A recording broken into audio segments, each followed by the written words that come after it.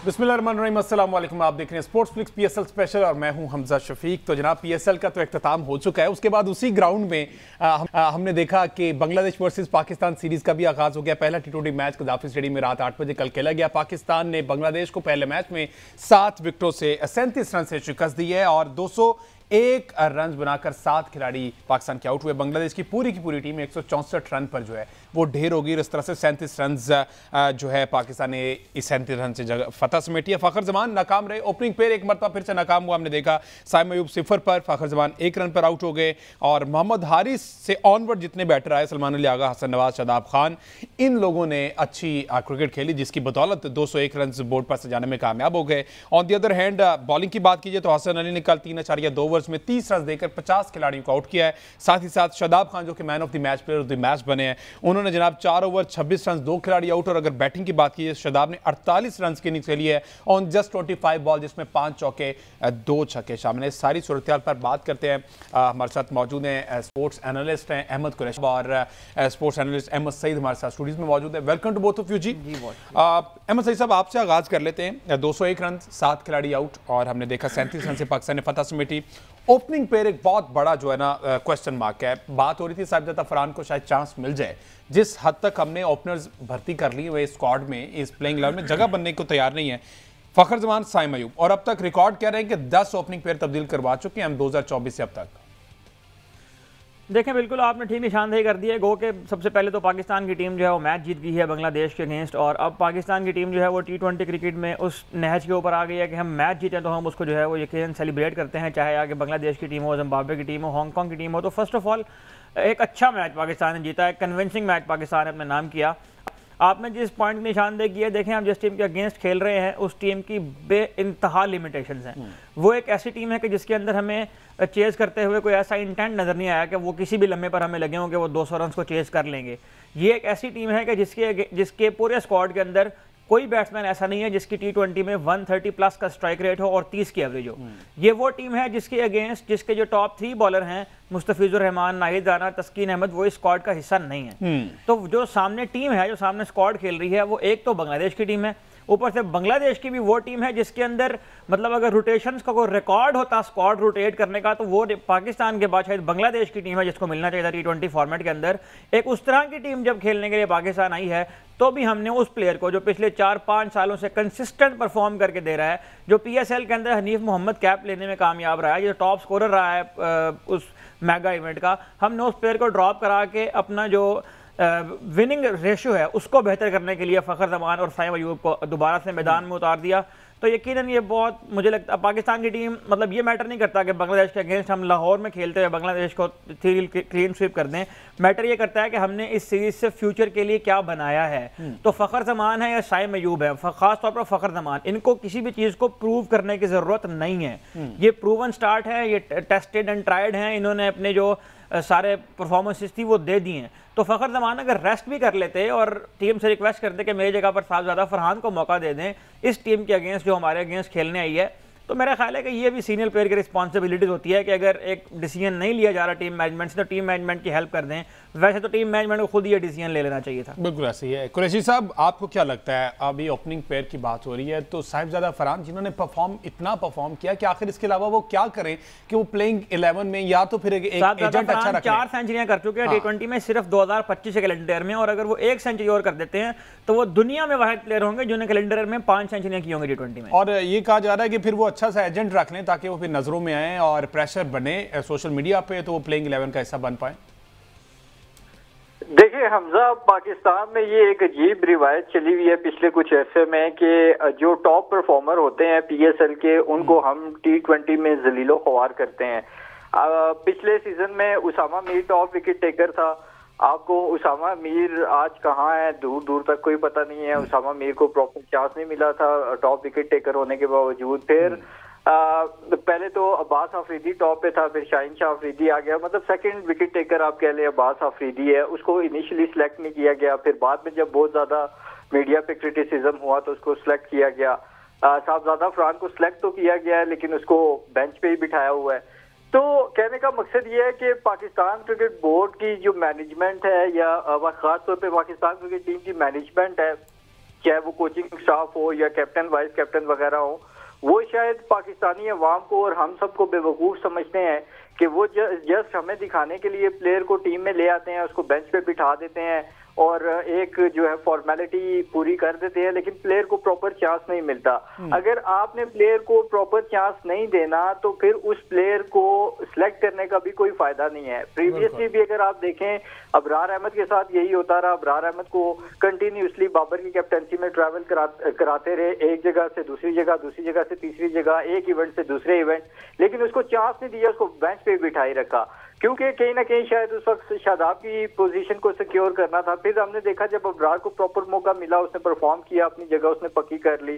सुफियान मुकीम के साथ यही सारी चीजें हो रही हैं कि वो अब लास्ट आपका जो न्यूजीलैंड वाला टूर था वो 6 की इसकी इकोनॉमी थी, उस बॉलर को आपने एकदम से बाहर कर दिया और बाकी जिनको किसी को 15, 20, 30 भी पड़े हैं उनको आपने टीम में रखा हुआ है।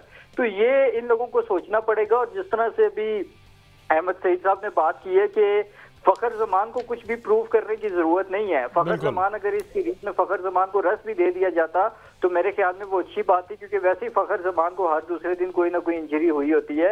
यहाँ पे आपको साहबजादा फरहान को मौका देना चाहिए था। वो अगर बांग्लादेश के अगेंस्ट अच्छे रन करता, बड़ी इनिंग्स खेलता तो ऑटोमेटिकली पाकिस्तान को तो उसका फायदा होता, लेकिन कहीं ना कहीं साहबजादा फरहान में भी एक कॉन्फिडेंस आता कि मैं सिर्फ PSL ओरिएंटेड प्लेयर नहीं हूं बल्कि मैं इंटरनेशनल में भी अब रन कर रहा हूं। इसी तरह हसन नवाज को अब आप देखें कि उसको जाके 5वें नंबर पे फेंक दिया है, तो पाकिस्तान क्रिकेट टीम की मैनेजमेंट क्या करना चाह रही है कुछ समझ नहीं आ रहा।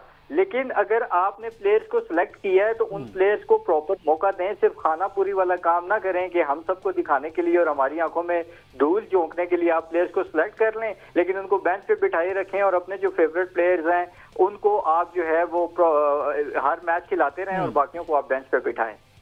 बिल्कुल जी अहमद। देखिए यहाँ पर अब नंबर्स की बात हो रही थी ना, स्टैट्स की बात हो रही थी, PSL की बुनियाद पर टीम बनाने की बात हो रही थी।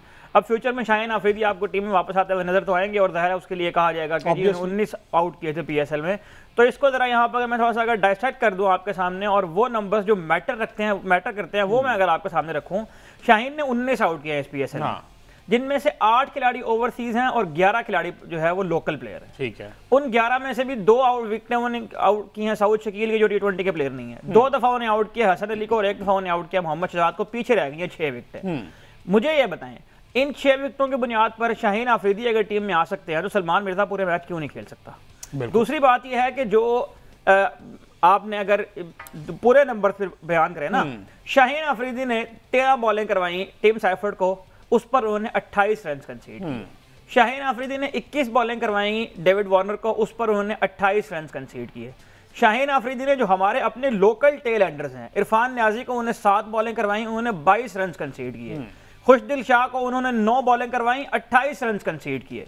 तो शाहीन आफरीदी के ये वाले स्टैट्स भी बयान करें ना, और फिर साथ ही ये भी बताएं कि उन 19 विकेटों में से कितनी विकेटें ऐसी हैं जो उन्होंने पहले 2 ओवरों में हासिल की हैं और कितनी विकेटें ऐसी हैं जिन 3 रन देकर 3 विकेटें उन्हें आउट की थी। आपको याद होगा इस्लामाबाद यूनाइटेड के अगेंस्ट बहुत उसका चर्चा हुआ था, उसमें से 1 विकेट थी जो टॉप ऑर्डर की थी और बाकी 2 विकेटें 9वें और 10वें नंबर वाले बैट्समैन की थी। तो इस तरह के जो स्टैट्स है ना, यही स्टैट्स शादाब खान के लिए भी निकाले जाते हैं, यही स्टैट जो है वो बाकी जिसको भी टीम में एडजस्ट करना उन सारों के निकाले जाते हैं। तो फिर इसीलिए तो मैंने कहा ना कि अपना एक एजेंट अच्छा रख लें जो आपकी हाइप बनाए रखे। उस वक्त मैटर नहीं करते जब हकदार की जगह बनती हो।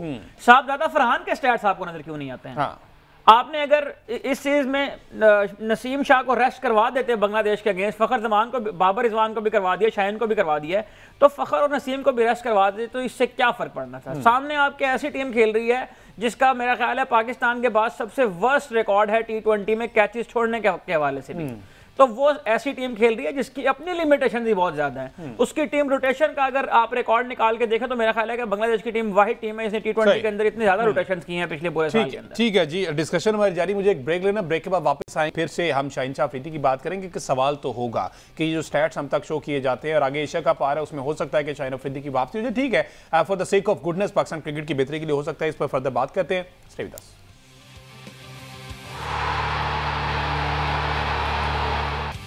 वेलकम बैक जी। बात हो रही पाकिस्तान क्रिकेट के हवाले से। पाकिस्तान वर्सेस बांग्लादेश जो T20 सीरीज का आगाज हुआ, पहला मैच पाकिस्तान ने 37 रन से जीत लिया है। और अभी अहमद सईद साहब और अहमद कुरैशी साहब कह रहे थे कि जनाब ये वो टीम नहीं है जो आपको टफ टाइम दे सके, आपको यहाँ पर इस टीम के अगेंस्ट अपने यंग बैटर्स, यंग बॉलर्स को चांस देना चाहिए था, ताकि आगे आने वाले एशिया कप में आपके पास एटलीस्ट बेंच पर आप जब नजर दौड़ाएं तो आपके पास कोई पीछे बैठा हुआ नजर आना चाहिए। लेकिन आपने तो वही प्लेयर अभी से बेंच पर बिठा दिया और वही दोबारा से पुराने प्लेयर्स को ले आए। हारिस रऊफ को दोबारा से कल खिला दिया गया। उसके बाद हमने देखा कि शादाब खान ने ठीक है अच्छा परफॉर्म किया है, लेकिन बेबी टीम के खिलाफ अच्छा परफॉर्म करके आप आखिर क्या हासिल करना चाहते हैं? हसन अली की परफॉर्मेंस को इसलिए दाद देना बनती है क्योंकि वो कम बैक कर रहे हैं, उनको किसी ना किसी प्लेटफॉर्म से एग्जीक्यूट करना था, तो एक स्टार्ट अच्छा मिल गया, एक लंबे गैप के बाद इंटरनेशनल क्रिकेट में वापसी हुई है। तो पहले अहमद कुरैशी साहब जरा आप शादाब खान पे कमेंट कर दीजिएगा। अच्छा परफॉर्म किया, 48 रन की इनिंग्स के लिए बैटिंग अच्छी कर लेते पीएसएल में मैंने देखा, लेकिन बॉलिंग में भी 2 खिलाड़ी आउट किए हैं। लेकिन बात फिर वही है कि आपने किसी का हक मार के आप टीम में जगह बना रहे हैं। अच्छा, शादाब खान की जो है वो अगर आप बात कर रहे हैं तो यकीनन देखें, सबसे पहले तो ये डिफाइन करके शादाब खान का टीम में रोल क्या है। शादाब खान को टीम में एज अ स्पिनर लेकर आया गया है, यही बताकर टीम में लाया गया है, और इनकी वजह से सुफियान मुकीम को टीम से ड्रॉप किया। पहली बात तो यह है कि अगर सुफियान मुकीम को आपने ये कहकर ड्रॉप किया था कि कंडीशन फेवर नहीं करती हैं, तो कल तो आपके 4 स्पिनर्स ने बॉलिंग करवा दी, हर स्पिनर ने कल वहां पर आकर बॉलिंग कराई है, तो बेचारा सुफियान मुकीम का क्या कसूर था। दूसरी बात यह है कि शादाब खान क्या पाकिस्तान के सर्किट में बेस्ट स्पिनर है? इसका जवाब है नहीं। शादाब खान क्या पाकिस्तान के सर्किट में पिछले अरसे से कंसिस्टेंटली परफॉर्म कर रहा है? इसका जवाब है नहीं। शादाब खान की फिटनेस जो है वो इंटरनेशनल स्टैंडर्ड के मुताबिक उसने मेंटेन रखी है पिछले अरसे में? इसका जवाब है नहीं। शादाब खान ने पाकिस्तान को T20 में मिडिल ऑर्डर में विकेटें लेकर दी हैं? इसका जवाब है नहीं। शादाब खान की सिर्फ एक चीज़ टिक हो रही है, और वो ये है कि शादाब खान कभी कभी आके बैटिंग में रन बना देते हैं। और ये भी अगर मैं आपके सामने रन का रिकॉर्ड निकाल के रखूँ या विकेटों का रिकॉर्ड निकाल के रखूँ इनकी, तो आपको समझ में आएगी कि ये सारे रन जो हैं उन टीमों के खिलाफ हैं जिनकी रैंकिंग 8, 9 और 10 है। टॉप 4 टीम्स के against Shadab Khan the leg spinner के मैचेस ज्यादा हैं और विकेटें कम हैं, वो भी उस फॉर्मेट में जिसमें विकेटें आसानी से मिलती हैं। T20 की बात कर रहा हूं मैं। कल की अगर आप बात करें तो उन्होंने 25 गेंदों पर 48 रन की एक बहुत ही अच्छी इनिंग्स खेली। इस पर दाद ना देना मेरा ख्याल है कंजूसी होगी। लेकिन शादाब खान की अगर हम बॉलर की बात करें तो मैं सिर्फ एक ओवर उनका अगर आपके सामने रखूं, उसका अगर आप वेगन व्हील निकलवाएं, अभी जो 10वां ओवर शादाब खान ने करवाया है उसको अगर आप निकालें, उस ओवर में ऑलमोस्ट हर बॉल एक शॉर्ट डिलीवरी थी। और वहां पर अगर बांग्लादेश की बजाय किसी अच्छी टीम का कोई बैट्समैन होता, मैं कहता हूं कि अगर वो जो जिम्बाब्वे की जिस टीम ने हमें वर्ल्ड कप में हराया था, इसमें शादाब खान ही एक गैर जिम्मेदाराना शॉट मारकर आउट हो गए थे, वो भी अगर लड़के यहाँ पे होते हैं ना, तो उस ओवर में एक की बजाय 3 या 4 छक्के लगते। एक छक्का तो इन्हें भी लगा दिया ना आपको। तो शादाब खान ने 4 ओवर करवाए, 26 रन देकर 2 विकेटें हासिल की। लेकिन मेरा ख्याल है कि अगर जिसे कहते हैं दीदा इबरत निगाह अगर आप रखते हों और आप वाकिफ़ हों इस फॉर्मेट के ज़रूरियात से, तो इस फॉर्मेट में इस एरिया के अंदर बॉलिंग नहीं होती है। और शादाब खान को भी यकीनन अगर वो लॉन्गर उसमें चलना चाहते हैं पाकिस्तान की टीम के साथ, कब तक ऐसा होता रहेगा कि आप जिस तरह उसामा मीर की बात की अभी अहमद कुरैशी साहब ने, कब तक ऐसा होता रहेगा कि आप सर्किट के परफॉर्म करने वाले स्पिनर्स को छुपा कर शादाब खान को टीम में रखते हैं? कभी ना कभी तो मौका बनेगा ना। सुफियान मुकीम नहीं खेला, मेहरान मुमताज नहीं खेला, फैसल अकरम नहीं खेला, और अगर इन लड़कों ने, जिस तरह आपने जिम्बाब्वे के खिलाफ फैसल अकरम और सुफियान को चांस दिया था, इन लड़कों ने अगर अपने होम में बांग्लादेश की इस सेकंड टियर टीम के अगेंस्ट नहीं खेलना, तो इन लड़कों ने पता नहीं कब खेलना है। और मुझे नहीं समझ आ रही कि ये लड़के पीएसएल में क्यों नहीं खेले। 3 मैच खेला है सुफियान मुकीम और 2 मैच खेला है फैसल अकरम, और वो भी तब जब मुल्तान सुल्तान की टीम टूर्नामेंट से बाहर हो गई थी। तो फिर आपने अगर इस तरह करना है लड़कों के साथ, तो फिर ये गिले करना छोड़ दें कि हमारे सर्किट को छोड़ के लोग जो है वो यूएस से शिफ्ट हो रहे हैं और लड़के यूएई शिफ्ट हो रहे हैं। तो फिर आप अनाउंस कर देंगे ये 11 लड़के हैं, ये 11 लड़के ही मुस्तकबिल में हमारे साथ खेलेंगे और हम इनको खिलाएंगे, आप जो मर्जी करें। कुरैशी साहब, आपके क्या कमेंट्स हैं शादाब खान की परफॉर्मेंस पे? ठीक है, अच्छा परफॉर्म किया, लेकिन अगेन बात वही है कि किसी यंगस्टर का हक मारा जा रहा है। अहमद, अच्छा जरा दोबारा से ट्राई कर लीजिएगा। अच्छा अगेन हसन अली की तरफ आ जाते हैं अहमद सईद साहब। हसन अली ने अच्छा परफॉर्म किया, कम बैक किया और उन्होंने मेहनत की है, इसमें तो कोई डाउट नहीं। उन्होंने मेहनत की है, उन्होंने रगड़ा खाया है, टीम से बाहर हुए हैं। ये वाहिद खिलाड़ी है जिसने ये नहीं किया कि टीम से बाहर हो गए तो जनाब सुकून से घर बैठ जाएँ, कमेंट्स कर दिए जाए। वो खामोश रहकर अपनी मेहनत करते रहे, अपनी परफॉर्मेंसेज वहाँ पर देते रहे और उनको फल मिला है, उनका कमबैक हुआ और एक अच्छा कमबैक हुआ। देखिए, हसन एक ऐसा लड़का है कि जो टीम के अंदर जब रहा है टीम के साथ, वो बहुत टॉकेटिव होता था, वो बहुत बोलता भी था, बहुत इंजॉयमेंट भी करता है, लड़कों का जो इन्वायरमेंट है उसको भी अच्छा रखने की कोशिश करता है। लेकिन आपने ठीक निशान देखी कि जब वो टीम से बाहर हुए, सबसे पहली बात तो उन्होंने ये किया कि उन्होंने अपनी इंजरी का मुकम्मल रिहैब किया है। उन्होंने उसमें किसी किस्म की कोई सुस्ती नहीं दिखाई है और किसी किस्म की कोई उजलत भी नहीं दिखाई है। कोई जल्दी उन्होंने नहीं किया कि वो हाफ फिट हो गया, वो फास्ट बॉलर है, उन्हें पता है इस बात का, और फास्ट बॉलर की इंजरी जब तक रिकवर ना हो उस वक्त तक वो मुकम्मल परफॉर्म नहीं कर पाता। अगर आपने इसकी एग्जांपल देनी है तो शाहीन शाह और नसीम शाह बिल्कुल सामने है। तो हसन की जिस चीज़ की दाद देनी चाहिए, सबसे पहले उन्होंने अपनी फिटनेस को ठीक किया, रिदम में वापस आए। रिदम में वापस आने के बाद जब उन्होंने बॉलिंग की तो उनको जो परचेज मिलती है पिच से, जो पेस मिलती है पिच के साथ, वो उनको मिलना शुरू हुई। और हसन अली की एक खास बात यह है, कल की भी अगर हम परफॉर्मेंसेस देखें, फ़हीम अशरफ ने गो के 3 ओवर में 18 रन दिए हैं, लेकिन फ़हीम अशरफ की भी बॉलिंग अगर आप देखें तो एक बॉल आगे, एक बॉल पीछे है, एक बॉल आगे, एक बॉल पीछे है।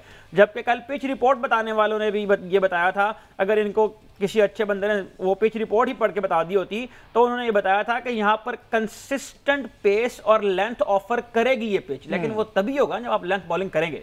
आप एक बॉल पीछे मारे, एक बॉल आगे मारे तो पिच से तो कुछ भी हासिल नहीं होगा। पीएसएल में ग्रीन पिचेस के ऊपर फुल टॉस बॉल करवाते रहेंगे तो पिच कहां से परचेज देगी। तो हसन की खास बात यह है कि हसन रिदम में वापस आए और हसन ने जिस पिच के ऊपर जहां बॉल करनी है, जो उनका पहले 2 मैचेस थे पीएसएल के, उनमें जो उन्होंने स्पेल करवाए हैं उसके बाद से ही लोग कहना शुरू हो गए थे कि हसन का रिदम देख के लग रहा है कि ये टीम वापस आ जाएंगे। तो बहुत शानदार उन्होंने बॉलिंग की है, उनमें एग्रेशन भी नजर आ रही है, रिदम भी नजर आ रहा है। और दूसरे जो हमारे फास्ट बॉलर हैं उनकी तरह वो भागते हुए लेथार्जिक भी नजर नहीं आ रहे हैं, बहुत फ्लो नजर आ रहा है। जिस तरह से वो अप्रोच करते हैं विकेट को भी, और जिस तरह से वो बॉल के बाद उनका फॉलो थ्रू भी जिस तरह से जाते हैं वो बैट्समैन के जानिब, और विकेट लेने के बाद फिर मेरा ख्याल है कि इतनी मेहनत करके बंदा आए तो फिर अब काफी सारे लोग हैं जो कह रहे हैं कि बांग्लादेश के विकेटों का प्लेयर्स को आउट करके हसन इस सेलिब्रेट कर रहे हैं। तो बंदा टीम में मेहनत करके आया तो फिर उसका दिल करता है आउट। बिल्कुल ऐसी, बिल्कुल ऐसी। कुरैशी साहब, अब आपको आवाज आ रही है?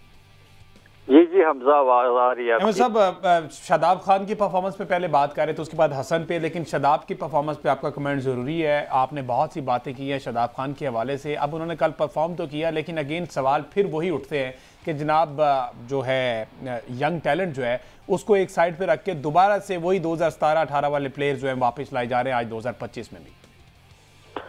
हमजा, मुझे ये बताएं कि पाकिस्तान क्रिकेट टीम के और किस प्लेयर को कंसिस्टेंट फेलियर्स के बाद इतने चांसेस मिले हैं? इतने चांसेस तो आप किसी गुल्ली डंडा खेलने वाले प्लेयर को भी देंगे ना तो वो भी अच्छा खासा क्रिकेटर बन जाएगा। तो शादाब खान की अगर इतने सारे मैचेस में एक आध परफॉर्मेंस आ गई है तो मेरा नहीं ख्याल कि ये कोई बहुत बड़ा उन्होंने हातम ताई की कब्र को लात मार दी है। शादाब खान को मुसल्लत किया हुआ है पाकिस्तान क्रिकेट टीम के ऊपर विदाउट किसी परफॉर्मेंस। पीएसएल में भी उनकी उस तरह की सॉलिड परफॉर्मेंस नहीं है। कहने का मकसद ये है कि शादाब खान कितने पानी में है, ये बांग्लादेश वाली सीरीज के बाद जब आगे क्रिकेट आएगी तो उसमें हमें पता चल जाएगा कि शादाब खान कितना अच्छा परफॉर्म करते हैं और शादाब खान ने अपनी प्रीवियस गलतियों से क्या सीखा है। तो मेरे ख्याल में तो सुफियान मुकीम को आउट किया गया है सिर्फ इसलिए कि कहीं आगे ऑलरेडी अबरार के को भी इसी तरह टीम में रखा तो जा रहा था लेकिन बेंच पे बिठाया जाता था सिर्फ इसलिए कि अबरार अगर परफॉर्म कर गया तो शादाब की जगह को खतरा होगा। फिर अबरार ने जब परफॉर्म किया वो अपनी जगह पक्की कर गया। सुफियान का डर था कि वो कहीं कंटिन्यूसली परफॉर्म ना करता रहे क्योंकि न्यूजीलैंड वाली सीरीज में भी उसने अच्छा परफॉर्म किया, उसको आपने बाहर कर दिया। तो अगर आपने शादाब को ही खिलाना है तो फिर आप जो सुफियान मुकीम या बाकी जो सारे प्लेयर्स हैं जो इतना अरसे से परफॉर्म करते आ रहे हैं उनको आप बताएं कि आप जितना भी परफॉर्म कर लो, आप घर बैठो, क्योंकि शादाब हमारा बहुत लाडला है और हमारी आंखों का तारा है, तो वो परफॉर्म करे ना करे हमने उसको खिलाना है। जहां तक हसन अली की बात है, मेरे ख्याल में हसन अली ने आउटस्टैंडिंग परफॉर्मेंस दी है, उसको जितना भी अप्रिशिएट किया जाए कम है। 2 प्लेयर्स मुझे जो पर्सनली इस टीम में पसंद है, साहबजादा फरहान और हसन अली, इन दोनों की ये क्वालिटी है कि आप इनका अगर रिकॉर्ड उठा के देखेंगे, ये कभी भी बड़ी बड़ी बातें टीवी पे बैठ के नहीं करते या इधर उधर प्रेस कॉन्फ्रेंसेस में या मीडिया के सामने बड़े बयानात या मिसबिहेव नहीं करते। साहबजादा फरहान और हसन अली ये दोनों जब भी पाकिस्तान की टीम से बाहर हुए, ये दोनों डोमेस्टिक में गए, डोमेस्टिक में जाके इन्होंने परफॉर्म किया, अपने आप को वहां मनवाया और फिर कम बैक किया अपनी परफॉर्मेंस की बेस पे, ना कि इधर उधर सिफारिशों के चक्कर में ये पड़े। तो हसन अली ने जिस तरह से पीएसएल में परफॉर्म किया, बिल्कुल फ्लैट डेक्स भी थे कुछ मैचेस में, वहां पे भी वो अपनी टीम को विकेट लेके देता रहा। और अब पाकिस्तान की टीम में जिस तरह से उसने परफॉर्म किया है, मेरे ख्याल में ये बाकी प्लेयर्स के लिए भी एग्जांपल है कि अगर आप पाकिस्तान की टीम में कम बैक करें तो टॉप परफॉर्मेंस के साथ जब कम बैक करेंगे तो फिर आपको अच्छा, अब एंड पर दोनों से मैं आप दोनों से चाहूंगा, एंड पर मुझे ये बताइएगा कि हारिस रऊफ ने कल 3 ओवर करवाए 36 रन 12 की इकोनॉमी के साथ, कोई खिलाड़ी आउट नहीं किया है। इससे पहले आप छोटा सा कमेंट कीजिएगा कि फिर सलमान मिर्जा का आखिर क्या कसूर है? देखिए, हम तो इसके ऊपर पहले काफ़ी सारी बात कर चुके हैं। हारिस रऊफ कौन सी ऐसी टीम है जो हारिस रऊफ के खिलाफ रन नहीं बनाती है? बांग्लादेश रह गई थी, हमारे डोमेस्टिक सर्किट में 2-4 लड़के रह गए जिन्होंने इस साल पीएसएल में रन बना दिए हैं, और अब जो है वो बांग्लादेश की एक second tier third tier team जो है वो आके कजाफी स्टेडियम लाहौर में, जो उनका होम ग्राउंड है, हमेशा से वो यहाँ खेले हैं, उन्होंने यहाँ पर आकर भी उनको रन कर दिए हैं। तो मुझे नहीं पता कि ये 2-4 लड़के पाकिस्तान की टीम में इनका क्या फ्यूचर है। हारिस रऊफ को तो खिलाना ही सिर्फ उन विकेट्स के ऊपर चाहिए जहां पर उस तरह से पेस एंड बाउंस मिलता है, जिस तरह ऑस्ट्रेलिया के पिचेस हैं, साउथ अफ्रीका के पिचेस हैं, न्यूजीलैंड के पिचेस हैं। ये बातें अब रिपीट करने की भी जरूरत इसलिए नहीं महसूस होती कि ये बातें काफ़ी अरसे से हो रही हैं, लेकिन लगता यूं है कि जिस तरह से पहले एक मतलब लाहौर कलंदर्स के प्लेयर्स का गलबा था, अब इस्लामाबाद यूनाइटेड के प्लेयर्स का गलबा है। उस गलबे को मेंटेन रखने के लिए 2-4 प्लेयर जो पहले से चल रहे हैं साथ, उनको रखना है। तो हारिस रऊफ जो है वो उस कोटे में टीम का हिस्सा है, वरना हारिस रऊफ को भी बांग्लादेश के खिलाफ इस सीरीज में रेस्ट करवाना ही बनता है। ठीक है, अहमद कुरैशी, आपका इस पर एक कमेंट छोटा सा। देखिए हमजा, हारिस रऊफ पे तो मेरे ख्याल में जितनी हमने बात की है वो बहुत ज्यादा है। हारिस रऊफ का वही पुराना रिकॉर्ड है कि बैट्समैन अपने बैट से 50 बनाते हैं और वो अपनी बॉलिंग से 50 बनाते हैं। शुक्र करें कि उन्होंने कल 50 नहीं बनाई, 30s की लाइन में ही रन खाए हैं। 3 ओवर कराए ना, चौथा कराते तो हो जाता शायद। तो जी देखें, बांग्लादेश के अगेंस्ट अगर हारिस रऊफ की ये परफॉर्मेंस है तो फिर मेरे ख्याल में युगांडा, नामीबिया, इन टीम के अगेंस्ट अगर हम सीरीज रखें तो शायद वहां पे हारिस रऊफ परफॉर्म कर लें, क्योंकि इसके अलावा पिछले जितने भी अरसे में हारिस रऊफ ने चाहे आईसीसी टूर्नामेंट्स हों, चाहे बड़ी टीम्स के अगेंस्ट सीरीज हों, वहां पे हारिस रऊफ ने 50s के अंबार लगाए हैं। मेरे ख्याल में एक जो ऐसा बॉलर जिसके पास पेस तो हो लेकिन वो ब्रेनलेस बॉलिंग करे, वो एक खुदकुश बम की तरह है जो किसी भी वक्त अपनी टीम के ऊपर फट सकता है। तो हारिस रऊफ को और खास तौर पे जो पाकिस्तान क्रिकेट टीम का कोचिंग स्टाफ है, उनको ये एनालाइज करना पड़ेगा कि हारिस रऊफ की क्या मिस्टेक्स हैं कि वो बहुत ज्यादा अपनी पेस पे रिलाई करते हैं। यहाँ पे अब ये मॉडर्न क्रिकेट है, सिर्फ पेस से काम नहीं चलता। हसन अली की आप एग्जांपल देख लें कि उन्होंने वेरिएशन के साथ बॉलिंग की है, लाइन लेंथ आगे पीछे रखी, स्लो वंस डाली और उनको कामयाबी मिली। ये नहीं कि लकीर के फकीर बन के बस आप पेस पे रिलाई करें और तेज बॉल करने की कोशिश करें, क्योंकि बैट्समैन भी आगे रेडी बैठा होता है कि इसमें तो पेस से बॉल करना है। बिल्कुल ठीक है, वो भी खेलने के लिए आया था। तो बहुत से सवालिया निशान है जनाब इस प्लेइंग 11 पर। लेट्स सी कल का जो मैच और उसमें कोई प्लेइंग 11 में तब्दीली आती है कि नहीं आती। साहिबजादा फरहान पर हमने बहुत सी बात की है, उसको चांस मिलता नहीं, अगर मिलता है तो क्या फ़खर ज़मान को बाहर बैठाते हैं या फिर कहीं चौथे 5वें नंबर पर शिफ्ट करते हैं? इस पर कल के शो में बात करेंगे। मुझे इजाज़त, अल्लाह हाफ़िज़।